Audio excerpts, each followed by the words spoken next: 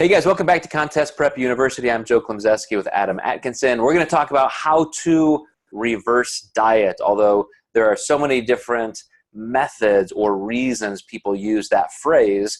Let me first say that when I started this whole concept more than a decade ago, it was on the front side of a contest leading toward contest day. So instead of dieting down toward the show, being as depleted as possible, and then trying to regroup for the stage, my goal was simply to be gradually increasing food, not increasing body fat, but just to give that metabolic recovery, chance to become less insulin sensitive, be fuller on stage, maybe even be a few pounds heavier, but still leaner. So you guys all know that as my concept of metabolic building, front side of a contest. A lot of people have taken reverse dieting to mean after the show, which is fine. I just want to make sure that we know the difference. And some people consider reverse dieting where you're going to do the same thing, where the goal is not to gain body fat, but gradually increase food. Other people intentionally mean, no, we need to gain 20, 30 pounds of body fat, and they'll call that a reverse diet to actually, it's just another name for the off season. So with all of that said, Adam, what comes to your mind as maybe the different ways to pursue a calorie building process? Yeah, there's a lot of different ways people kind of define what they're doing. And I've even heard people say I'm reversing into the show, which is technically correct. But overall, it's just an increase in calories and technically mostly carbs. So that's going to be the most anabolic and thermic thing you can add.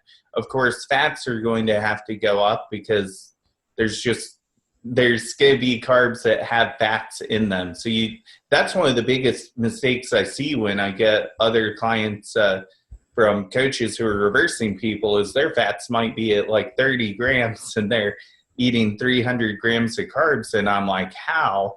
Other than you might be just shoving a ton of rice cakes down your throat every day. Because to me, that's the only food that I think you could possibly do that on. But it is slowly increasing calories. A lot of times, I really like to meet people psychologically where they are. If somebody's been struggling during their prep, I'm not going to have them add back food slowly. I'm going to be a little more aggressive with it. Yeah, and just to give another little nuance on the way people do this, I was speaking to a client who said, this is where my weight was, and so I reversed dieted up 10 pounds. And what happened? She said her calories were around 1,300 to 1,400, and she was just kind of stuck. Didn't feel like if she was going to eat more, it'd be too much body fat. So to very specifically control that, it was increasing through clean, healthy food, very regimented, very, very strict structure, macro tracking. But she did allow herself to gain 10 pounds and ended up at about 2,300 calories. And so that allowed her to just, building that metabolic capacity to full speed. And of course, that means she was above her metabolic set point, to be able to consume that much food. So it did cost her body fat, but that was her intent. My warning would be just make sure you don't think that that's always the thing you have to do, because the more body fat you gain, you then have to spend more time dieting, maybe more aggressive dieting to get back that lean.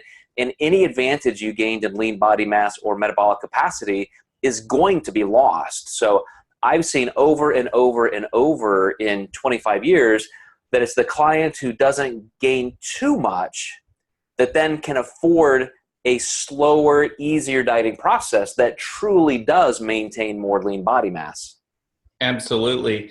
Also too, like if you have a client who just needs to be leaner for their next show, it's going to be advantageous to keep body fat as low as possible during that reverse and try to maybe only have them gain 10 pounds. And then, then theoretically you might only have 20 to lose the whole prep.